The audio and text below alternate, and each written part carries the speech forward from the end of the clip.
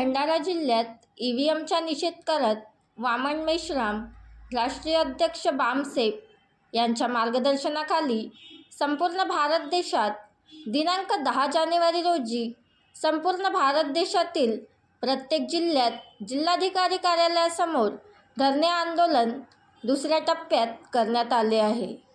अंतिम टप्प्यात दिल्ली येथे जंतर मंतरवर दिनांक 31 जानेवारी रोजी विशाल मोर्चाचे आयोजन करण्यात आले आहे। आज या आणि त्या आंदोलनाची एक प्रकारची शृंखलाच आहे। 10 जानेवारीला जिल्हाधिकारी कार्यालयांवर 5 जानेवारीला आणि 10 जानेवारीला 557 जिल्हाधिकारी कार्यालयावर धरणा, म्हणजे आजच्या दिवशी तिसऱ्या चरणामध्ये जिल्हाधिकारी कार्यालयावर आणि चौथ्या चरणामध्ये 31 जानेवारीला नवी दिल्ली या ठिकाणी महामोर्चा। खरं म्हणजे भारत मुक्ती मोर्चातर्फे त्यांचे पुरस्कर्ते आणि सन्माननीय वामन मेश्राम साहेब आहेत।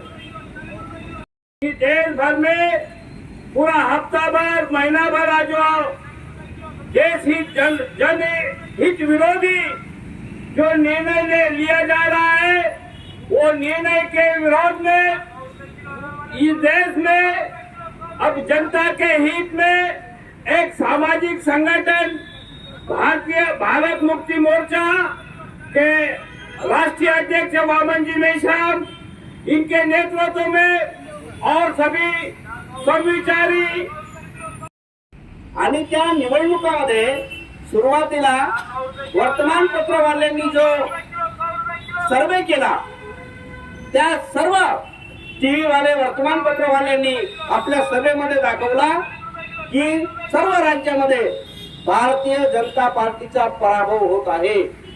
परंतु जेव्हा निवडणुका झाल्या तेव्हा चित्र मात्र वेगळा दिसला। प्रत्येक ठिकाणी भारतीय जनता पार्टी एक राज्य सोडून तेलंगणा सोडून सर्व ठिकाणी भारतीय जनता पार्टीचा विजय झाला। बंधूंनो, चित्र असं आहे, जेव्हा आम्ही विचार करतो आणि जेव्हा आम्ही पूर्ण जिल्ह्यामध्ये सर्वे करतो तर सामान्य जनतेच्या मनामध्ये भारतीय जनता पार्टी विषयी, मोदी विषयी प्रेम नाही। कारण आम्हाला माहित आहे त्यांनी निवडणुकीच्या वेळी जे आश्वासन दिलं होतं की तुम्ही आम्हाला निवडून द्या, विदेशातला काळा पैसा आणू आणि प्रत्येकाच्या खात्यावर 15-15 लाख रुपये जमा करू, पैसे आले नाही हे लोकांना माहित आहे। त्यांनी आश्वासन दिलं होतं दरवर्षी 2 करोड बेरोजगारांना रोजगार देऊ। उपयोग झाला, पण याच्यामध्ये त्या माझ्या मतदानावर मी मतदान केलं नसताना तो माणूस निवडून येतो अशा प्रकारची प्रक्रिया डेव्हलप होत आहे। त्याच्यावर निर्बंध लागलेच पाहिजे असं माझं व्यक्तिगत मत आहे, समाजाचंही मत आहे। ईव्हीएमवर बॅन आलाच पाहिजे आणि बॅलेट पेपरवर इलेक्शन झालेच पाहिजे। या आंदोलनाला माझा यहाँ पर सभी का स्वागत करता हूँ और धन्यवाद देना चाहता हूँ। सबसे पहले साथियों, आज इस भारत मुक्ति मोर्चा के ईवीएम के विरोध में जो केंद्रीय चुनाव आयोग पर हम लोग 31 जनवरी को जो महामोर्चा लेकर जाने वाले हैं, तो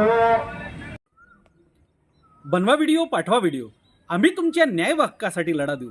ताज्या बातम्या व घडामोडींसाठी पाहत राहा फक्त महाराष्ट्र लाईव्ह न्यूज।